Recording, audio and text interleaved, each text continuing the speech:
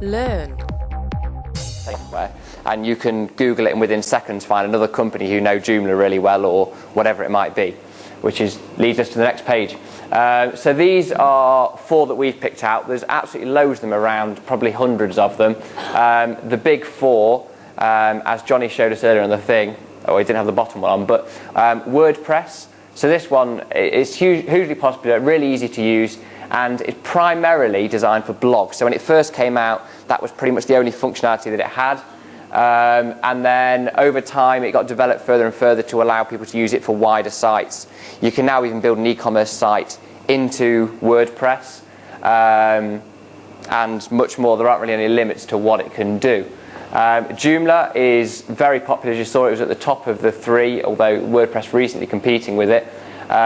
It's not quite as simple to use in terms of kind of upgrading and things like that, although often as a customer you won't have to do any of those jobs, so that's not a problem for you.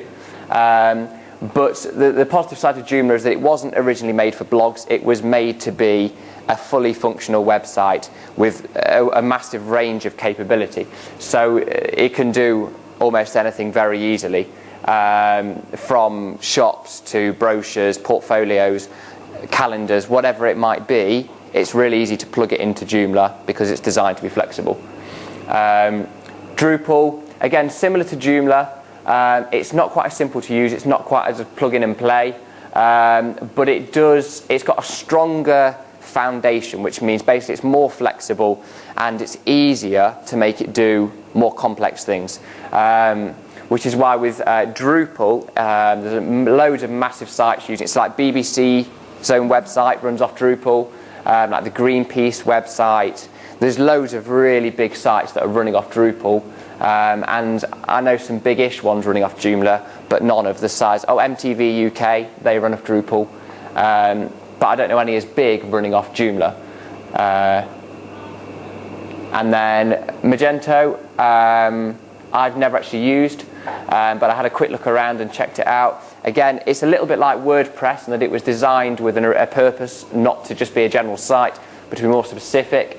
And it is primarily for e-commerce sites, which means it's stronger in that sense than making a Joomla site do e-commerce by default, because that is its core functionality.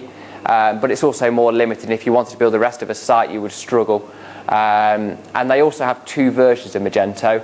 This is obviously we're referring to the open source version. There's also a paid version which has other positives, but I think it starts at $12,000 a year, so it's quite substantial.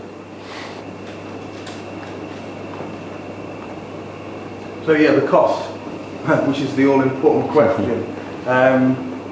Open source, Dave. I mean, we had this conversation the other day. Open source, is it free? Which we're going to come up to. But the cost here, in terms of what can Joe Blogs, the standard non-geek type person, so anybody not like you in the room, basically, what can they do at home, and when would you typically need help from a developer? What's the kind of cut-off point, would you say?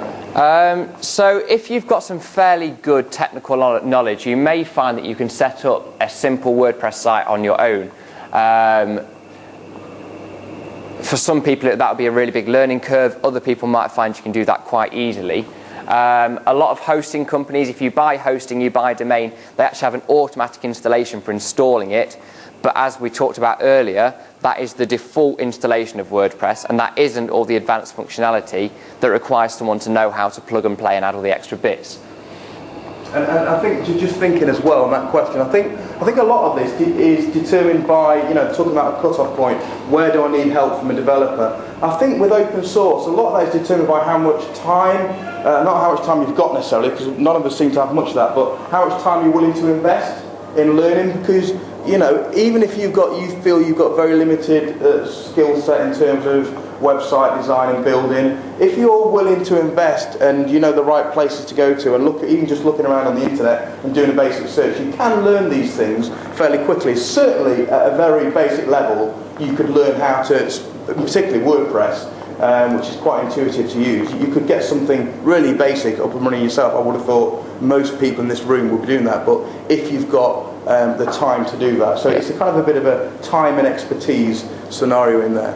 And this is a really hard question, which Paul tried to dodge, but actually got around to answering, so all credit to him. Let's see if we can do the same. A rough estimate, Dave, for a small WordPress site. You know, I know outside of Tinnick you've got your own small little development company where you do, I was going to say bits on the side. That sounds like the tax man shouldn't, but it's all legit. Don't worry. Just like my dream was all legit. We like to work above board. We'll edit that out. Yeah, thank you.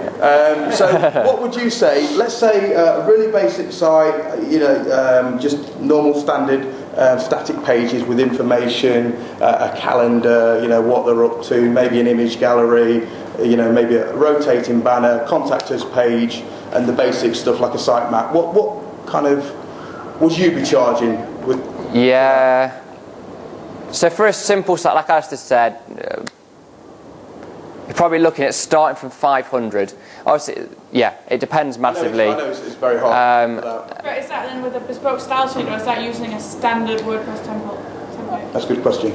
That would be using what are often referred to as a premium WordPress template. So one that you won't find many people using because it's paid for, but not a custom design one. If it was to be custom designed, do you know what I mean, a whole company redesign in terms of logo, etc., that would cost more. It's like, you know, picking up a template for whatever, 40, 50 quid, but you can still do things to that template. Templates these days are very flexible because, you know, you could pick up a template, say, for 40 quid, but you could pay somebody, or you could yourself change that. You could change the colours, you could change the column width layouts and things like that really easily and really simply, and start to make it your own, start to look bespoke. Yeah. So let's flip to the other side. In terms of open source, a rough estimate for a large e-commerce site, we're basically not going to be able to put a figure on that. Like Paul says, you know, it can range into thousands and even tens of thousands.